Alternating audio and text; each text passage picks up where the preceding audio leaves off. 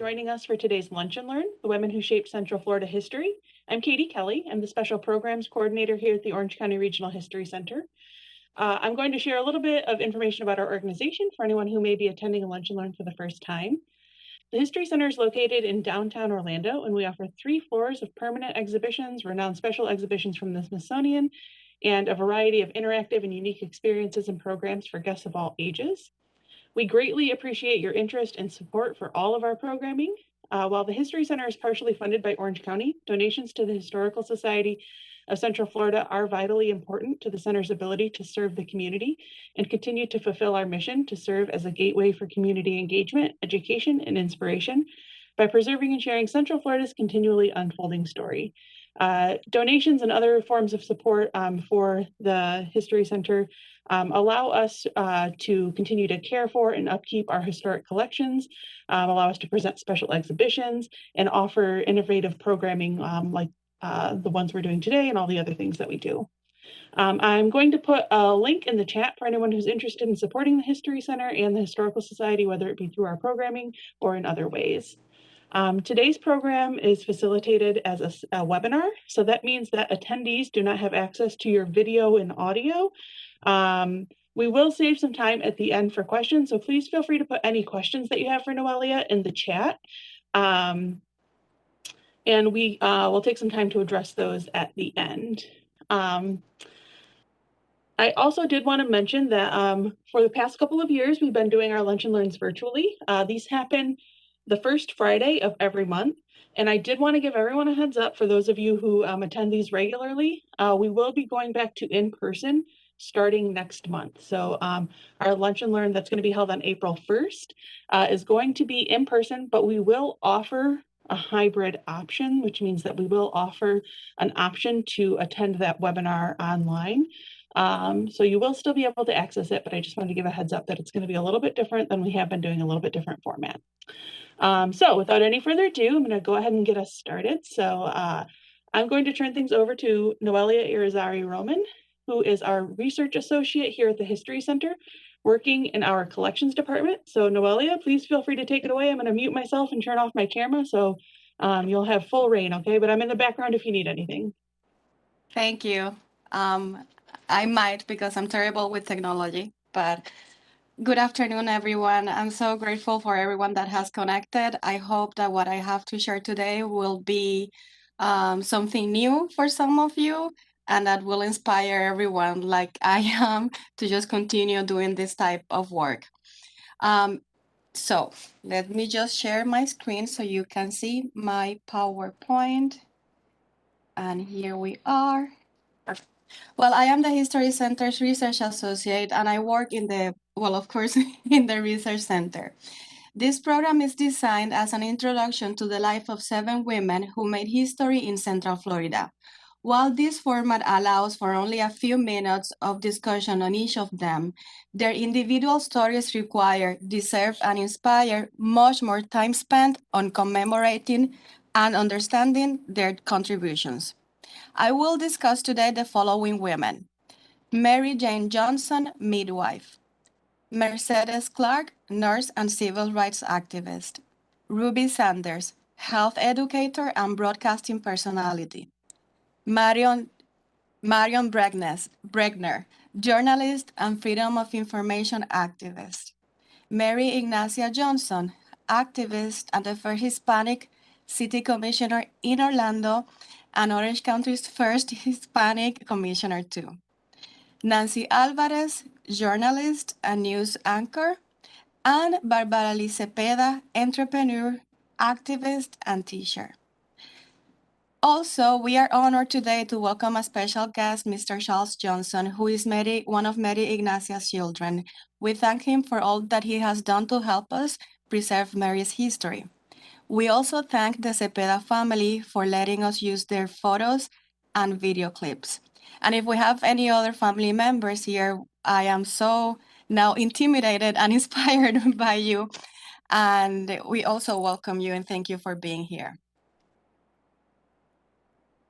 Okay, so about the History Center's collection. For the women that I will be giving these sneak peeks today. We have the Mary Ignacia Johnson papers, thanks to her family, including Charles, who is here today. We have the Marion Berner papers and the Mercedes Clark collection. These collections consist of photography, first-person accounts, newspaper, documents, speeches, books. It's a lot. Our museum is the repository for these materials. And this cover, they give you an overview of the depth of their activism and the decades every one of them spent just doing their work and making this a better society for everyone. The Mercedes Clark collection is very expansive, and part of it is on display on our second floor exhibit, How Distant. And one note of the photos that you'll see here today, those of Mary Ignacia Johnson, of Marion Berner, Mary Jane Johnson, and Mercedes Clark are part of the History Center's collection. So if anyone would ever like to use them for their research, just let me know and we can share those with you. Okay, so about Women's History Month, we now celebrate it very officially. And just to give us a few details, it had its origins going back to the 1980s. And just from the 1980s to the 1990s, Congress passed a series of laws and then proclamations that make Women's History Month what it is today, which is like everyone observes it, commemorates it, and takes it very seriously because it is much needed history that we need to educate ourselves on. Okay. I call this section Connecting Threads because it's just a few thoughts I have on how I see all these women coming together as we sit down to just learn about them. To me, their life stories are examples of civic responsibility. All of them still face sexism, for example, throughout their lives. In addition, half of the trailblazers, well, most of them featured here today are Black women, as well as Afro-Puerto Rican, who some of them lived through the Jim Crow era, the Civil Rights Movement, Black Lives Matter now, and they all shaped Central Florida in ways that we are still understanding. These eight women entered and thrived in structures that had historically excluded women, particularly women of color. Be it Mary Ignacia Johnson as the first Hispanic commissioner in both Orlando and Orange County, Marion Berner's tireless advocacy for journalism in an era where most journalists were male, or Mercedes Clark's work as a nurse and civil rights leader, they made landmark contributions in all areas of public life in Central Florida. As the words of Afro-Dominican scholar Loria Garcia Peña come to mind, I'd like to share this quote with you. Loria Garcia Peña made this statement on the structures of racism in 2020, in the aftermath of George Floyd's murder and during the Black Lives Matter protest, nationally and internationally, that they took place. I think her words help us put into context the enormity and significance of the work each of these women achieved. Of oppression, Garcia Peña writes, and this is, so let's all together read the quote. What sustains racism is precisely that it does not reside on individual choice, but rather in a system that undergirds every single one of our institutions. Racism shapes not only individual actions, but more dangerously, collective, civic, government, and official responses to everyday life. From traffic violations to college admission, to which mothers are cared for during childbirth and which are left to die, to which children are disproportionately disciplined in schools, to which type of hairdo is considered appropriate, to who is perceived as too loud or too angry, to who can run, nap, read, and watch birds in peace.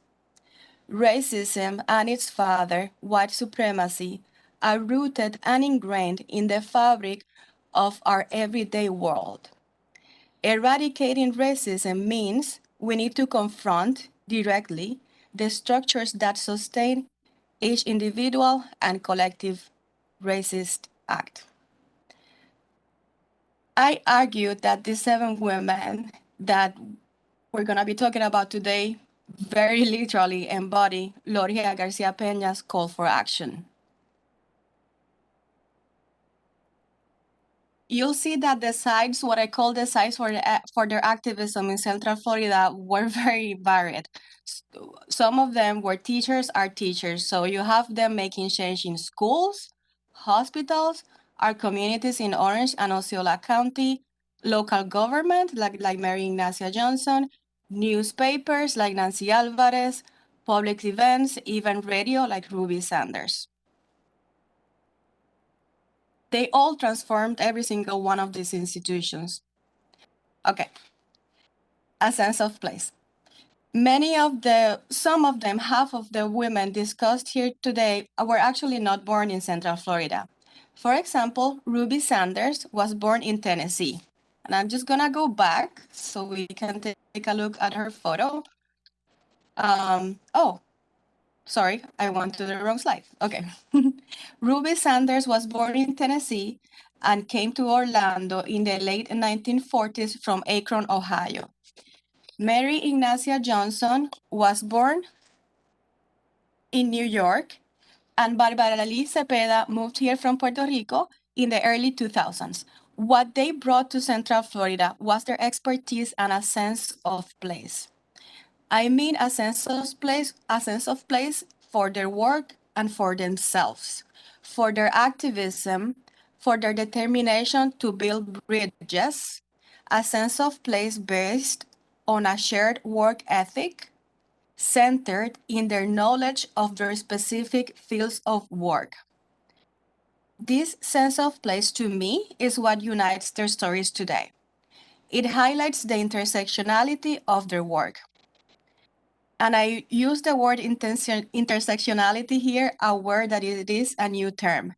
However, as we noticed from their biographies, they were pioneers of intersectionality in their time, before we even had the word as we use it today. Before we had a name for their expansive worldview, for their expansive and inclusion vision for women's role in society. Okay, so let's start with Mary Jane Johnson. Mary was a midwife, an educator, a community advocate, a health advocate, and a civil rights activist. The words that I just cited of Garcia Peña really come to mind now when I think of Mary Jane's work. When Garcia Peña refers to a system that sustains racism, particularly in the area of health of childbirth, Mary Johnson's career as a midwife is a clear example of facing that deliberate system of exclusion.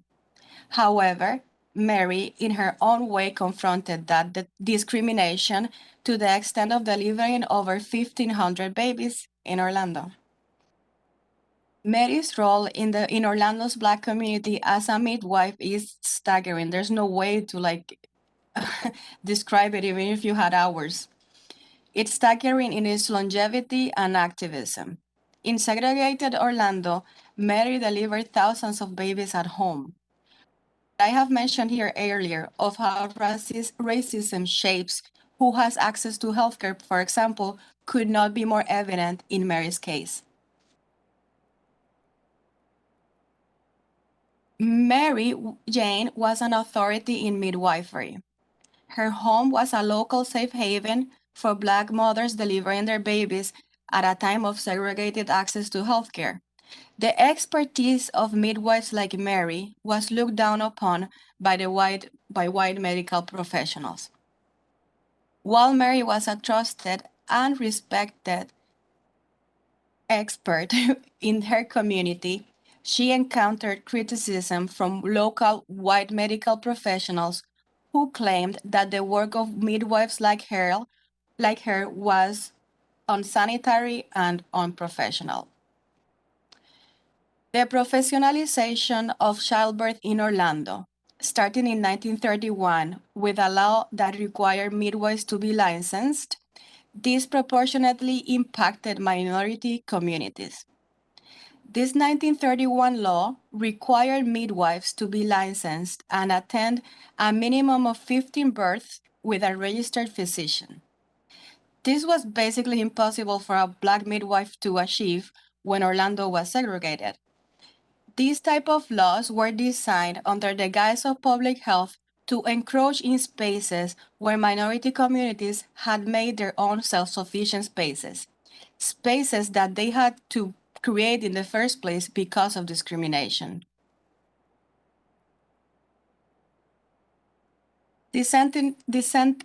Orlando Sentinel article, by this time noting her 49 career, is one of the first instances where you can read the fascinating number of 1,500 babies. And if we just take a look, for example, at the first column, we have a quote from Mary. "I've delivered undertakers, lawyers, many people who live right here in Central Florida," she said. "After 49 years, I can recognize trouble. I will make sure that the mother gets immediate and appropriate medical attention. If I didn't get but one more year at this, that would be good. I love it." So that's so important that she is very in public, in a newspaper, very clear that if your mother is in immediate need of medical assistance, she will provide it. Because that wasn't the case for many women, even today, who go to hospitals for childbirth.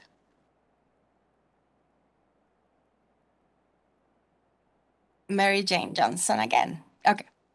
These two articles chronicle the legalization, the professionalization of midwifery. I'm not saying that it was ever made illegal. These laws did have the effect of midwifery decline drastically after the 1930s. And this is a note of what I mentioned of when midwifery was licensed, you had to get a license. And if the news clipping that says modern medicine phases out lay midwives, that one is really is like it couldn't be more evident, an example of how even at the time it was understood that this was what was happening to the community. And we see a photo of Mary Johnson as she keeps her medical bag packed. And just as a description of her determination and spirit, I love that this title is Midwifery, Granny, referring to Mary Johnson won't quit. And that is just another example of something that we see today. And anytime that we study women who have made history, who are actually most women in the world, is that you just don't stop. You can't stop. They don't ever quit. They keep going because they know, as Mary Johnson knew, that they had vital roles in the community. Like she delivered thousands and thousands of babies in Central Florida. It's just amazing.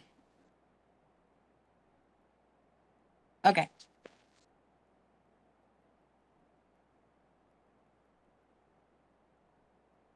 Oh, I'm sorry.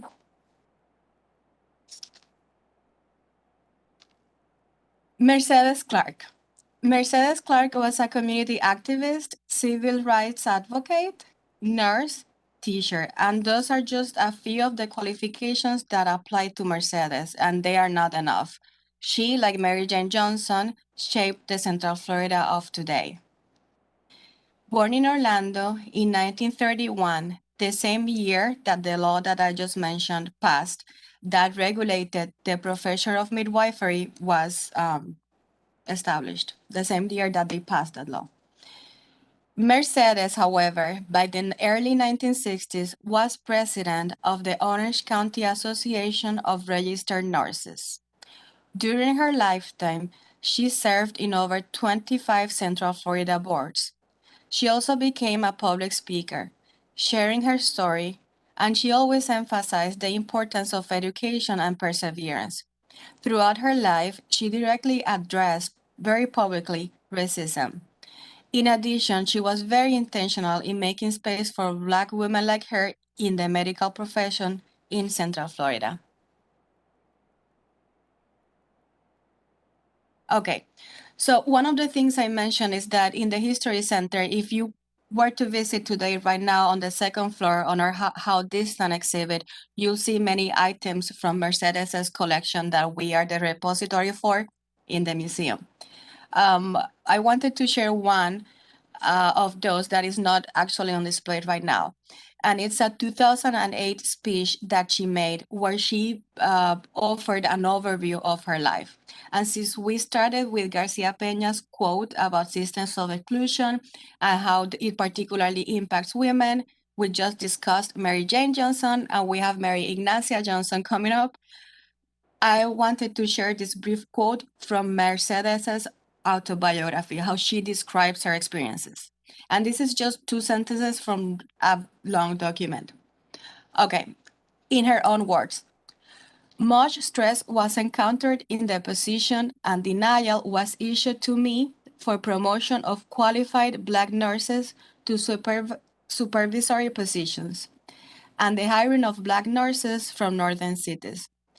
I saw degrading anecdotal notes written on Black applications which had no logical reasons for not hiring.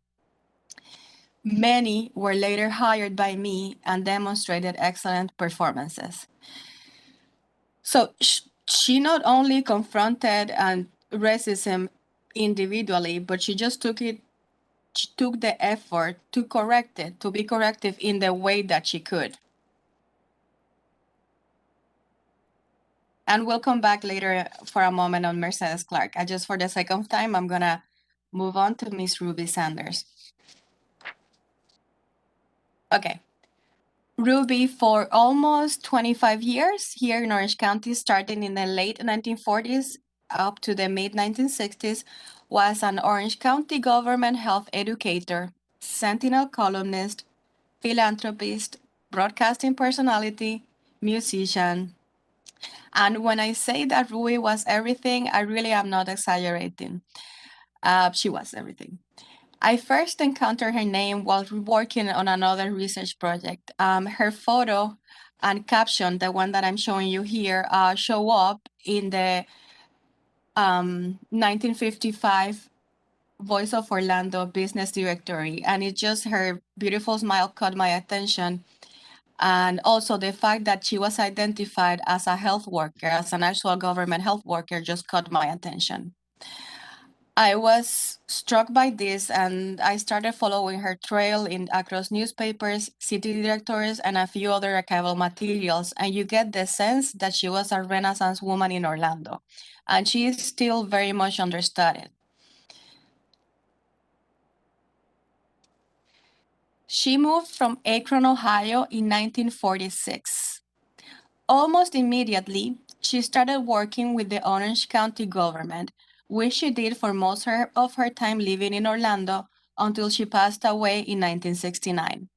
She led efforts to tackle public health matters such as preventive care and the importance of X-rays to identify tuberculosis and other diseases. She became so well respected not only in Orlando, but also in the state of Florida, that in 1952 she gave the principal address titled The Long Adventure for the Florida Conference of Tuberculosis Workers at the banquet at Bethune-Cookman College.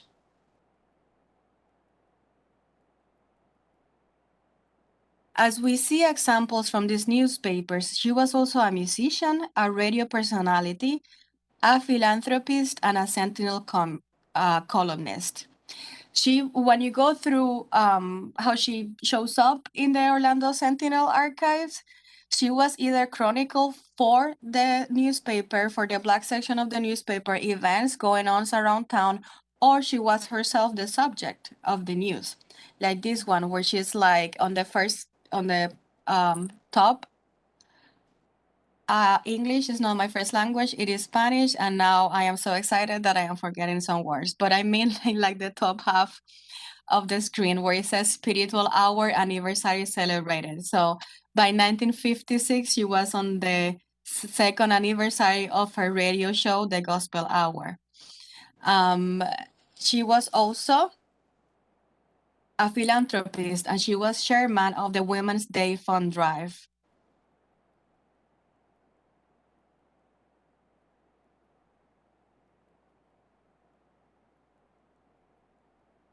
Her voice in 1962, the Orlando Sentinel wrote, "Her voice is known to thousands of radio listeners as she is identified with regarded gospel music each week."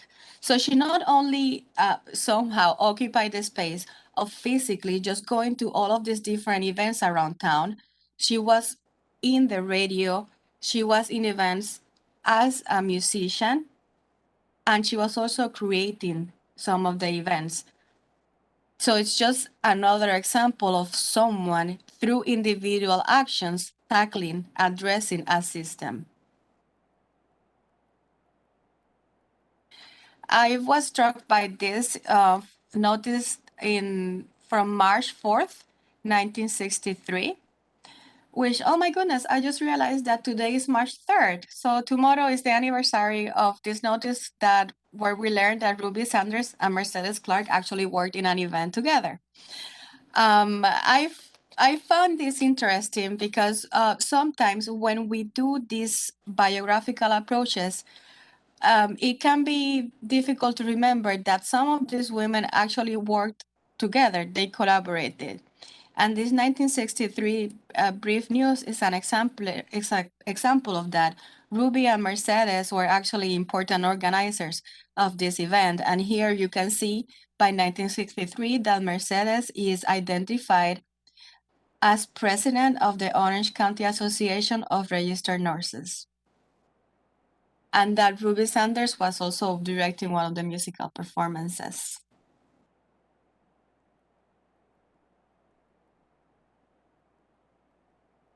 Marion Berner was a journalist, a freedom of information advocate, and she's one of the founders of the Joseph L. Bregner's Research Center here at the History Center.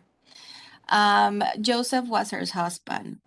So with her husband, she just changed the landscape of television and radio and printed news in Central Florida. And individually, she again was the first of women. This is one of the few photos that we have on the collection that I thought it was very interesting because at this time, women, it was a male-dominated industry, news. Even though we'll have an example later in this presentation of Nancy Alvarez, by this time when Marion was succeeding, it was still a very much male-dominated business. And this is just one of the few examples where she has people's attention. When we have a lot of photos, if you're interested of Marion in our museum, but in many of them, it's striking because she's either the only woman in the photos, or maybe she's the one or two women in the photo. So it's just such a visual reminder of the spaces that she occupied, like the demographics of those spaces.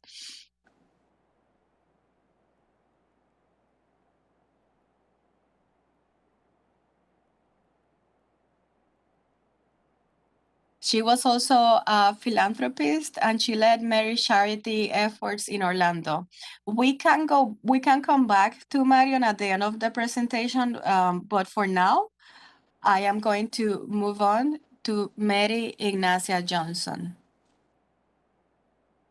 Mary Ignacia Johnson changed Central Florida for the Hispanic community and for everyone. She was the first Latina in many local government institutions, in local nonprofits, and in gaining visibility for the work of Latinas in local media and business. Born in New York City in 1933 to a Cuban father and a Puerto Rican mother, Mary Ignacia was always a proud Cuban Puerto Rican American. She was the first Hispanic to be elected to the Orlando City Council. In addition, she was the first Hispanic to be elected to the Orange County Board of County Commissioners. For almost 3 decades before retiring in 2004, she was a devoted and much admired public servant. The scope of Mary's achievement cannot be limited to just a few minutes. She was particularly interested in improving the life of all women in Central Florida. The photos in this slide show Mary as she is remembered by anyone who talks of her, who describes her as she was always engaged, smiling with her sleeves rolled and working. In 1999, Mary founded the Victims Service Center, and this is perhaps her most profound public service project. The Victims Service Center is the first of its kind, was the first of its kind in Central Florida when it opened. And here with this institution, we see how Mary Ignacia, like Mary Jane, was very invested in women's health and women's access to healthcare. She literally created a center that did not exist before to serve the needs of victims of sexual assault and all victims of abuse. The Victims Service Center of Central Florida today offers 24/7 assistance, and it's just an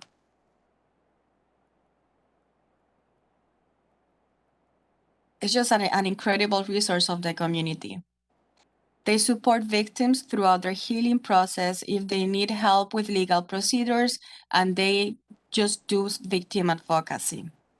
Without Mary, this life-saving support in Central Florida would not exist or would have arrived much more later. As I said, she was proud to be Cuban, Puerto Rican American. And I wanted to share with you this 1998 Sentinel News article because it has several statements from her peers, from leaders who speak in admiration of her career. And also, if we go to the third column on that news article, you'll see that it says, Johnson defended her support for Hispanics as long-standing and part of her efforts for all minority and women. So she also had a vision of inclusivity and also of making very public statements of unity and of action, and that we need to advocate for all. There's one quote by Paul Keegan, and he says, she has the experience and is one of the most hardworking servants in Orange County government, and that is how she is still remembered.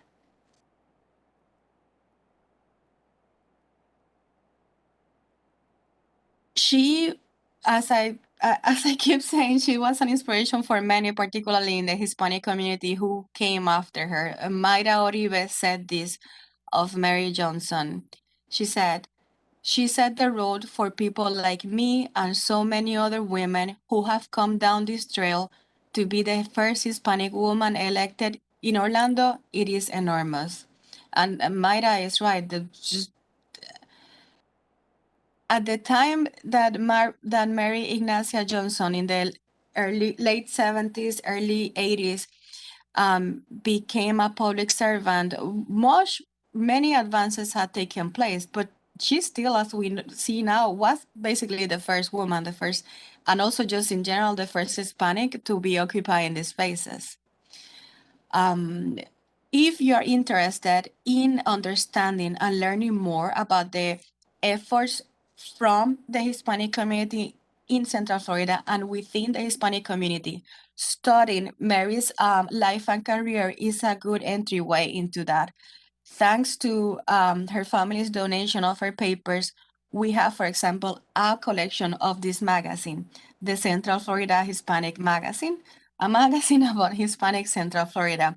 And we have several volumes of the issues of this magazine that are part of the Mary Ignacia Johnson collection. So she's not only herself a model, but the way that her life has been studied, and as we're trying to historicize it, it is also an entryway into understanding other contributions in Central Florida.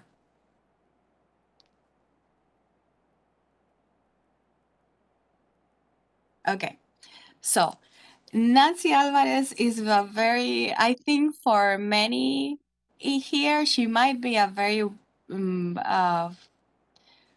muy conocida, muy famosa, a very familiar face. She is a journalist. She is now the Florida United Way Senior Vice President of Community Relations and Equity Impact, which when someone has that title, it means that they are literally in charge of community outreach and of building bridges and of connecting communities. Recently, she began hosting a segment on WFTV called Breve del Nueve, which offers daily news briefs in Spanish.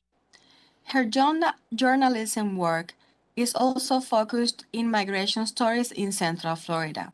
For example, she was one of the first reporters on the ground in Puerto Rico in 2017 after Hurricane Maria.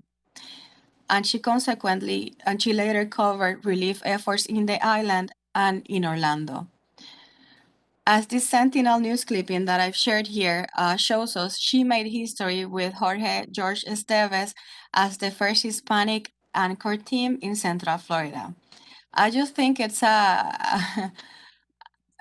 frankly, I think it's sad that we had Ruby Sanders in the 1950s, 60s. We also had Marion Berner at that time making broadcasting history. But that unfortunately, it took until just a few years for the first Hispanic anchor team to be, to be formed and to be the official ones at a mainstream channel. However, it happened. It finally happened, and many of the first are still to come. And it's thanks to the women like Mary Ignacia Johnson, like Ruby Sanders, like Marion Berner, that others like Nancy Alvarez today have an entryway into these spaces that are so important for communicating stories of people who have usually been excluded. So at the time that they were named the news team, she said, "We're both really proud of this. I think it speaks volumes about how our community is changing. It's important that the community sees their TV stations as reflections of themselves. It's important to me that little Hispanic girls watch the news and see me." And personally, there couldn't be a more relevant statement. And there's another interview when she was named the Florida United Way Senior Vice President of Community Relations and Equity Impact, where she addresses this issue a bit differently. And she says that by 2021, she's sort of tired of it being like, she's sort of being tired, she says, of hearing the terms like, oh, the first in this, the first Hispanic in this, the needs of the Hispanic community. So she still sees that the news media is somehow, instead of presenting the news like everyone, and I realize that I might not be making this point very clearly in English, what she says is that it shouldn't be like Hispanic news segment, for example, but that we are Latinos, we make up almost 40% of the population right now in Central Florida. So instead of having like very small, brief segments of like what's going on with the Hispanic community, we should be covered equally because we are part of the community, a large part of the community. And that's why she says that it is so important for her personality. And I agree. It's important to me that little Hispanic girls watch the news and see me. Because as we know from what Mary Ignacia Johnson did, visibility is so important because you need that inspiration to keep going. Yes. Okay. So this is before we move to the question and answer section, and I want to finalize showing you a clip. I want to end with Barbara Lee Cepeda. Barbara Lee is the founder and director of the Escuela de Bomba y Plena Tata Cepeda. This is the first school in Central Florida dedicated to teaching bomba y plena in our area, in our collecting area in Central Florida. Okay. If there are any Latinos or Caribbean people watching this program, when you hear the words Bomba y Plena, they'll know what I'm talking about. It's like our dance and music. It literally is our music. So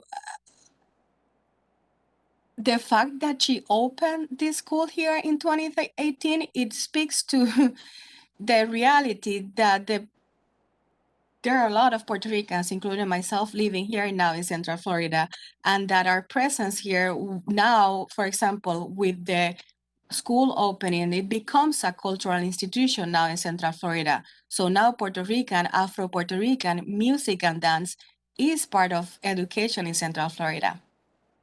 Okay, so Bomba y Plena are two of the most important folkloric dance, drumming, and singing traditions of Puerto Rican cultural heritage, Bomba and Plena. Okay. Just a very brief description of what Bomba and Plena is. Bomba originated from the plain. Oh, I should have said that this definition, since my first language is Spanish, I am relaying this definition from the National Endowment of the Arts. So, bomba originated from the playing of battle drums on Saturday nights, Sundays, and holidays by enslaved Africans on the plantations of the coastal areas of Puerto Rico in the early Spanish colonial period of the 17th century. It was a music of communal expression, survival, relief from misery, celebration, and resistance, and it is still a vital part of Puerto Rican daily life and identity. Plena, sometimes referred to as the song newspaper, developed near the beginning of the 20th century. It is also a percussion-based dancing and singing tradition that involves the playing of the pandereta, a round handheld drum struck with the palm. Barbara Liz, and you see her here with the beautiful skirt. What she's wearing, this is a traditional skirt. I mean, the shape, the design is what a bomba y plena skirt looks like. Barbara Liz is a member of the famous Cepeda family, who for over 8 generations have been the historians, ambassadors, and teachers of the bomba y plena tradition in not only in Puerto Rico, but also internationally. Barbara Liz has been working as bilingual educator for Bomba y Plena. I mean, she has been working as bilingual educator and teacher in the Osceola County School District for 15 years. She is recognized internationally as dance ambassador for Bomba y Plena. And as an entrepreneur and teacher, she has changed forever the cultural landscape of Central Florida with the opening of her school. Her school, like the description that I just read for you of Bomba y Plena, that was a musical site of resistance as of community building. Her school, I think, is also a site for community building and activism. She says that when the pandemic started and in-person classes were not possible for a long time, she just started doing Zoom lessons. And then she reached not only a local audience, but an international audience. And she had people from everywhere in the world signing up and learning about Bomba y Plena from a Puerto Rican teacher living in Central Florida. During this time where they were engaged in virtual programming to serve the community, they also expanded their programming to include virtual events on Afro-Puerto Rican and African-American history and literature. They were also very involved in supporting the Black Lives Matter movement. They are allies. She's also Afro-Puerto Rican. The Cepeda family is Afro-Puerto Rican. And the family, in keeping the tradition of Bomba y Plena alive, are really also a family and an example of people who have fought racism and discrimination. And she's very, when you talk to her, I had the chance to speak with someone from her school last week when I was working on this presentation. She's so very clear of her African ancestry, on how important it is, and how she needs to be an ally and she wants to be an ally. So during the Black Lives Matter protest in 2020 and up until now, she also created book clubs and all other virtual programs to sit down, study, and talk about Afro-Puerto Rican history. Because as she says, and as we all know, if you don't know your history, how are you going to move forward? So if you haven't seen the Escuela de Bomba y Plena Tata Cepeda, you'll see them, you'll be seeing, I think they're going to become a household name. I should say that she named her school after her mom, Tata Cepeda. It is also a tradition of a woman honoring a woman. These are two photos of, as recent as last week, they were recognized during a Black History Month celebration at the Orlando City Hall. And I think we are going to finalize for now, to have a few minutes for question and answers, or if you all just want to talk about, you don't have to make questions. If any of you know of these women, let's just share and talk about them. Please type your comments. If you want to take a look at another of the photos, we'll do that. And in just like, I'll take 30 seconds. I'm gonna switch us for a moment. I want to play a clip of the dance school. So I am going to find this and then I'll share my screen again so that you all can see what's happening. Katie, is that okay? Do you think? Yeah, can you hear me, Noelia? Yes. Okay. It's giving me some little box saying that it can't hear me, but clearly it's a liar. So yeah, please go ahead. You might have to switch applications. Yep, I see it. Okay, perfect. Yeah, go ahead. Oh, I'm sorry. I'm sharing two applications. I'm sorry, everyone. I'm trying to see what I'm doing wrong. We can see the video, so you're good to go. Okay. That's what we're Thank you. seeing right now. Yep. Thank you. Okay, so here we go. Esta es la Escuela de Bomba y Plena Tata Cepeda, and welcome to Fusion's Fest Diversitastic Dining Experience, Puerto Rico.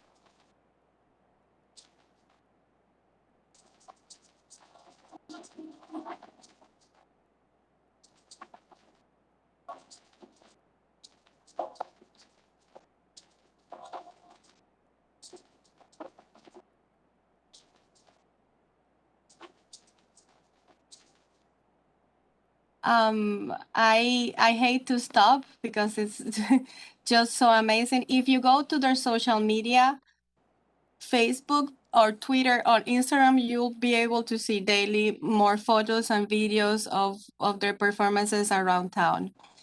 I think I'm going to pause speaking for a while. If there's anyone in the audience who has anything to say, or if you all want to talk about a specific topic or anything, just thank you. So I don't think I can see the comments because this is just because I'm a terrible with this. So yeah. I am going to go back to, sorry, Katie. No, Stop that's totally sharing. fine. Yeah, no. Can you hear me, Noelia? Yes, Okay. I can hear Yeah, you. so you can go ahead and stop sharing. We do have a few comments and a question. While people gather their thoughts and include questions, I'm going to share really quickly some information. We'll come back and we'll talk about all of this. But while we wait for people to gather their thoughts and put their questions and thoughts in the chat box, I did want to highlight a couple of things that we have coming up. Can you see my screen, Noelia? Oh, wait, here we go. Here we go. Yes. Okay. So We are continuing to celebrate Women's History Month. So we have on March 10th, another incredible woman that we're honoring here at the History Center, Marion Carroll. This is our third annual Women's History Celebration Breakfast. So from 8 to 10 a.m. next Thursday, we'll be honoring Marion Carroll. Her daughter, Dr. Renee Mills, will be joining us to share some history about her mother and to talk about the ways that she broke barriers through art. So many of you may be familiar with the Florida Highwaymen, and Marianne Carroll is, they broke barriers through art in the mid 20th century, and they many of them are a few of them are still active today of the original artists. And Marianne Carroll had to sort of break barriers doubly because she was a Black woman through Jim Crow Florida, and also a woman. So she's a really incredible figure, and we're going to be honoring her. So we would encourage everyone to check out our events page at thehistorycenter.org/events to find out more about that breakfast. It's coming up very soon. And then this weekend, we will also kick off our spring Joseph L. Breckner speaker series. So Craig Pittman will be joining us on Sunday, March 6th to talk about The State You're In, and which is his latest book. And then also on March, I just realized I have the wrong date on my presentation here. It's actually March 13th. That's my mistake. I'm sorry. March 13th, we'll be talking about the legacy of Zora Neale Hurston as a cultural preservationist with N.Y. Nathiri, who is the president of the Preserve Eatonville community organization. In addition, I did want to mention, while people continue to put things in the chat, I did want to mention that we are running a specific campaign right now. If you want to support the History Center and you donate through United Arts, I'll put the link in the chat. If you donate through United Arts to the History Center, United Arts will actually provide a 15% match. And so your money stretches a little farther if you are interested in donating to us if you do it in that way. So I will stop sharing so that I can go back to see the chat and see what we've got going on in there. I'm going to share some links in the chat for everyone. All right, so I'm going to read Charles's comment first. So Charles says, "Thank you for honoring my mother, Commissioner Mary I. Johnson. Not just my mother, but all these amazing women who shaped Central Florida history. So proud of the Orange County Regional History Center for preserving all of their contributions for generations to follow. Also, the Victim Service Center annual gala is April 1st at the Orlando Science Center at 6 p.m. So that is good to know. Thank you, Charles, for sharing that. And I fully agree with you. It is so great to see, to learn about some of these women who, Noelia, if you could have seen me like smiling and nodding my head as you were talking, I know the webinar is a little bit weird, but it's just so inspiring to hear all of these stories. And most of these women, I think people don't know their stories. And so it's really great to see. Let's see, we have, thank you for Barbara. Oh, that's Barbara Liz. Yes. Oh, I'm so right now. Oh. Well, thank you for joining us, Barbara. Yes. She says, "Thank you for your dedication, honoring our school, and speaking such lovely words about all these extraordinary women. I'm honored." We did have a question. You selected so many amazing women, and there are so many more stories. How did you decide? I was thinking that I'm glad someone submitted this question because I was thinking it too. Like, how did you choose who to talk about? They're all so incredible. And how did you come across their stories? Most of them, to be honest, I'm Latina, I'm Puerto Rican, so I'm always absorbing everything that I hear about Latino history here in Orlando. I am absorbing it. So I knew of Mary Ignacio Johnson, I knew of Nancy Alvarez, and I knew of what Barbara Liz is doing today. And I thought, no, I need to talk about them. They are so important, not only for our community's history, for all of Central Florida's history. For example, and then Mercedes Clark, if you have visited the History Center of any other programs, she is vital in the history of Central Florida. So I knew of Mercedes. And while working on another research project, I just wanted to hear her own words, to read her own words. And that's from our archives, I found her speech. And as I read her own words, I thought, well, no, we need to hear directly from her. And she has something very specific to say about her time. Mary Jane Johnson, I actually did not know about her. I have to give thanks to that to Melissa Proco, who is the museum's research historian. So Melissa is the one who taught me about Mary Jane Johnson. And I just couldn't believe everything that she did and that she achieved. Marion Berner, even though I ran out of time to speak more about her, thanks to her, I mean, this research center at the museum exists. And then Ruby Sanders, as I said, I was just working another day on another research project, and I was looking at the Voice of Orlando 95 business directory, who lots of people in the collections department, we have used it as a primary source. And then I just noticed Ruby's face. I saw that she showed up twice in the book, and I said, okay, hold up. She must be important because they featured her here. And the more she's really understudied. So if anyone in the audience knows anything about her, please let me know. We need to build up her history, her biography. So going through the city directories that we have at the museum, by the way, all of these resources are available for everyone to come in. Call me, call anyone at the museum that will refer you to me or to Melissa Proco, and we'll set up a research visit for you.